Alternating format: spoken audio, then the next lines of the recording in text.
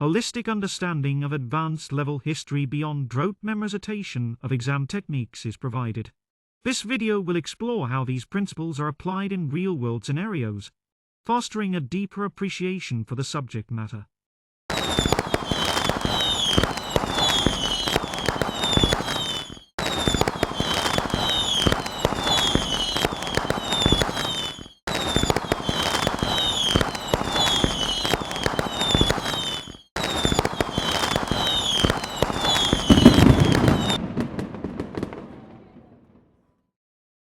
Lost their political power since the British South African company was now taking over all political points and all political posts. And even we can take note of the issue, they lost their political power since they've persuaded Lord Bengula to sign the Rand concession, which ultimately led to the colonization of Zimbabwe. You can institute that idea. Furthermore, they lost their independence. They no longer have independence. Why? They will now have cultural norms and values. Furthermore, there was the introduction of taxation, whereby they were now entitled to pay hard tax, doggy tax, and whatsoever. Furthermore, there was the loss of religious freedom, since indigenous religion was considered as barbaric. They were now having restrictions concerning the boundary question. They were not even allowed to extend their concern to the Shona, in which they used it to do. And furthermore, there was police brutality of the Shona. The Shona, they were being recruited as the police forces of the BSAC, and they brutally attacked the Ndebele. Furthermore, they were not allowed to choose another leader soon after the death of Lord Bengula, and this have affected them. Above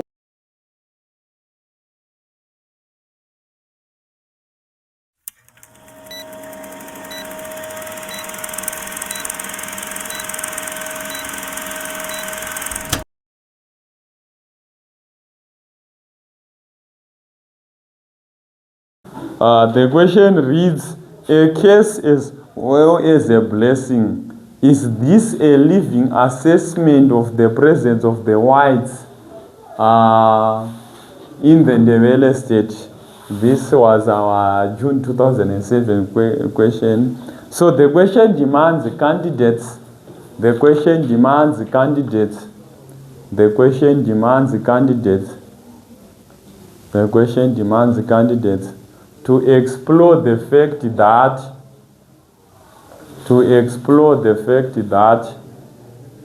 the presence of the white settlers within the Ndebele State was a blessing, a blessing and a curse at the same time. Was a blessing and a curse at the same time.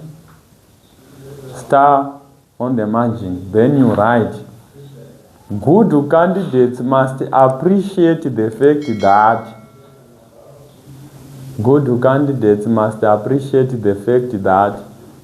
the presence of the whites was a case on the affirmative side. The presence of the whites was a case on the affirmative side, and the presence a blessing on the non-affirmative side. So, in exploring how the whites were a case, you are entitled to review, or you are entitled to explore that the whites on themselves, or the presence of the whites, had negative impact to the Ndebele State politically, socially, and economically. So we wanted to review how these whites can be referred as a case. So as a case, we can evenge into the political impact. We've got issues such as loss of political power. We have got a loss of independence. What else? Police brutality. What else? They were not allowed to choose another leader after the death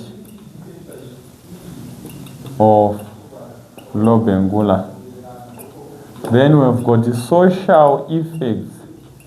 What were the social effects within the state? Issues such as forced labor, taxation, loss of hunting grounds,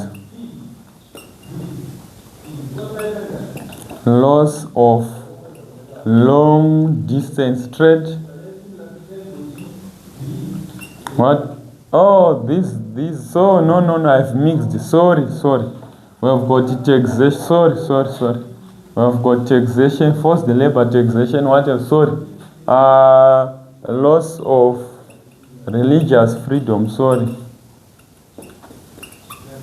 I'm exploring economic and social factors, I mean. What else in social effects? Socially, what are other social effects? Then economically, on economic effects. On economic effects, we've got loss of land, loss of the control of long distance trade. What else?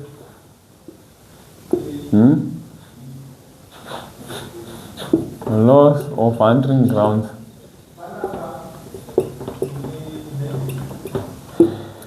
Minerals. Economical. Cattle. No tribute. Cannot they lost their tribute payers. Vaimbo payer tribute.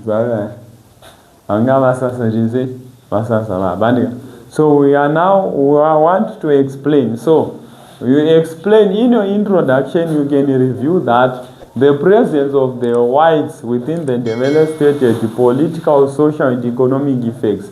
And these are political, social, and economic effects in which the Ndebele suffered.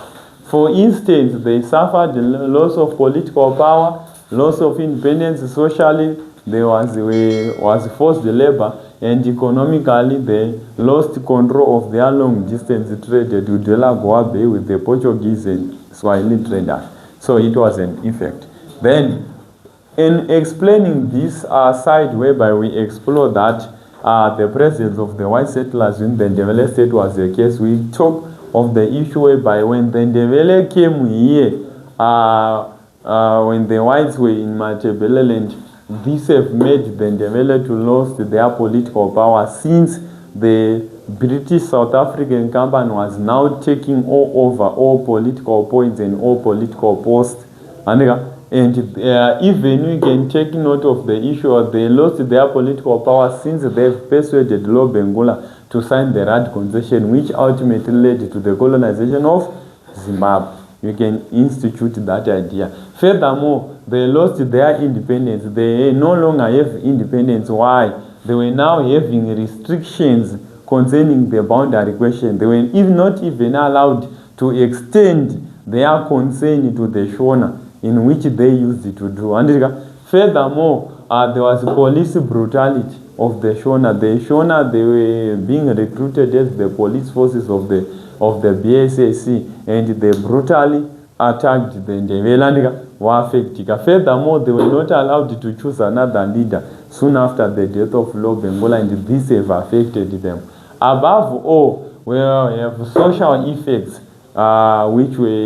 in which they witnessed. For example, forced labor. They were forced to work in white farms and white mines, and this have affected their social cultural norms and values. Furthermore, there was introduction of taxation, whereby they were now entitled to pay hard tax, dog tax, and whatsoever. Furthermore, there was the loss of religious freedom, since indigenous religion was considered as barbaric. They were now trying to force people to worship God through Christianity, which was not their type of worship. However, and further apart, we can take note of the economic concern, whereby the Ndebele lost control, or the Kumalo, they lost control of their land. All the land was now entitled within the hands of the white settlers. Furthermore, there was a lost control of long-distance trade. Before the coming of the whites, the Ndebele were used to trade with the Portuguese, Swahili traders, and all other externalities.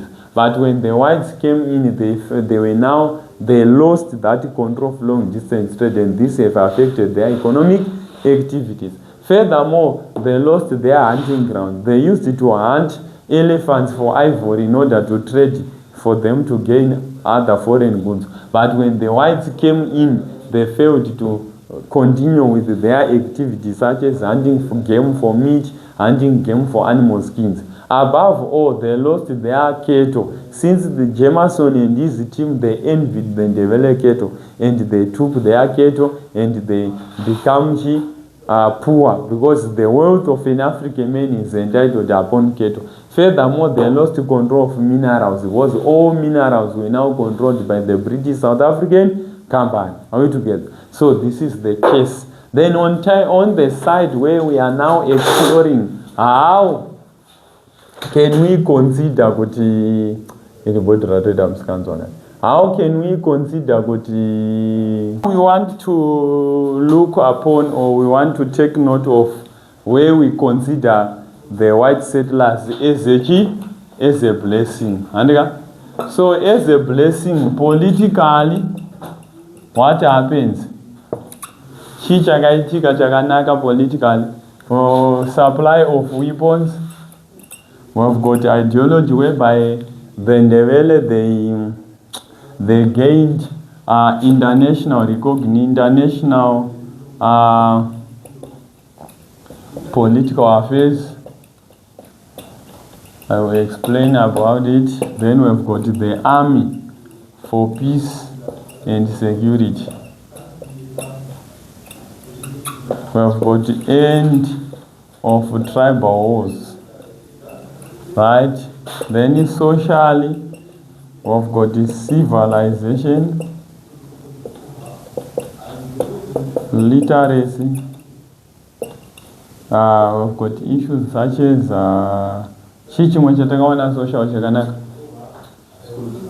we've got schools. What else? Youth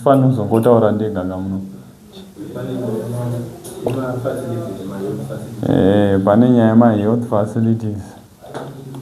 Alright. Then in economic, we have got monetization of the economy. What else? Infrastructure. New farming and whatsoever. We cannot end them.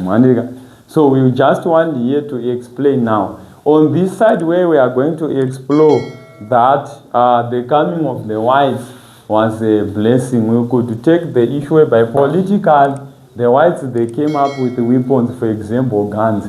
And these guns, they were used to protect and to defend the territory from external enemies. Furthermore, there was international recognition through the signing of the treaties. Zimbabwe was now well known, or the Ndebele State was now well known by the Queen of England. Are we together? Furthermore, the army was now used for peace, stability, and security. Above all, there was the end of tribal wars between the Shona and the Ndebele. Peace was maintained. Furthermore, socially, they were civilized. There was introduction of clothing. Also, there was now high illiteracy rate, whereby people, they were taught how to read and write. Also, schools were constructed for educational facilities. Furthermore, there was monetization of the economy. And new currency, they were no longer practicing barter trade, and infrastructure, construction of roads, construction of railways, and this has benefited them a lot. And so these were the demands of this question.